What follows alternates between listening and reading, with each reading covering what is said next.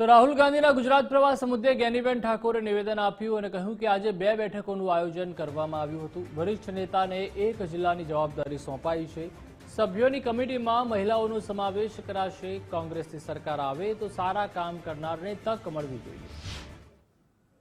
પ્રદેશ સમિતિમાં જે મીટિંગ હતી એમાં 41 જેટલા લોકોને એઆઈસીસીમાંથી દરેક જિલ્લામાં એક એકને નિમણૂક આપવામાં આવી છે।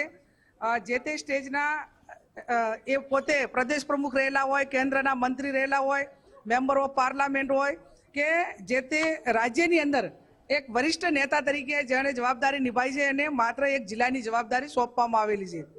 આવનાર સમયની અંદર એ 5 જણાની કમિટી 3 પ્રદેશમાંથી હોય, એઆઈસીસીમાંથી હોય અને નીચે જિલ્લાથી કરીને બ્લોક સુધીના લોકોને ટિકિટોની વહેંચણી હોય, સંગઠનમાં ભલામણ કરવાની હોય, એમાં ખાસ કરીને એસસી, એસટી, ઓબીસી, મહિલા એમને પ્રાયોરિટી આપવા માટેની વાત હોય।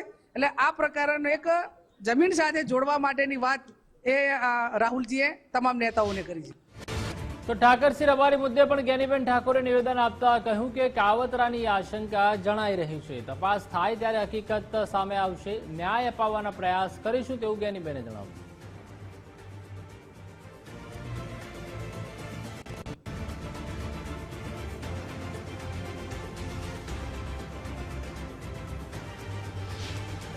હું માનું છું ત્યાં એક કાવતરું છે।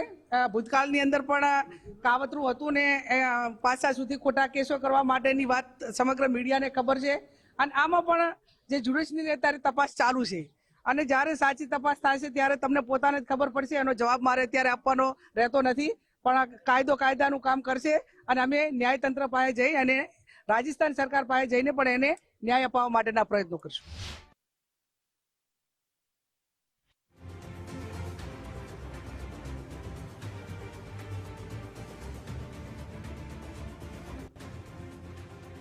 તો કોંગ્રેસની બેઠક બાદ જગદીશ ઠાકોરે પણ નિવેદન આપતા કહ્યું કે ગમે તેટલો મોટો નેતા હશે તેને કામ સોંપવામાં આવશે। કામ નહીં કરે તો તે સાઇડલાઇન થઈ જશે। ગમે તેટલા મોટા નેતા એ રાષ્ટ્રીય કક્ષાના હોય કે સ્ટેટ લેવલના હોય, એની જવાબદારી એને કામ આપવા માટેની એક વ્યવસ્થા ઊભી થશે। પર્ટિક્યુલરલી એને જવાબદારી સોંપવામાં આવશે અને એ જવાબદારી જે સોંપાય છે એ કામ એ નેતા કે મોટા આગેવાન કરે છે કે નહીં એની એકાઉન્ટેબિલિટી પણ જોવામાં આવશે। જે કામ કરશે, પાર્ટીએ સોંપેલું કામ, રોડ મેપ મુજબનું કામ એ કરશે, એ લોકોને પ્રમોશન મળશે અને જે પાર્ટીએ જવાબદારી સોંપી રોડ મેપ મુજબ એ કામ કરવાની જવાબદારી સોંપી એ કામ નહીં કરે તે સાઇડલાઇન થતા જશે। આ સૌથી મહત્વનો આખા દેશમાં ક્રાંતિકારી જો નિર્ણય થયો હોય અને એની શરૂઆત ગુજરાતમાં થતી હોય તો આ એક છે।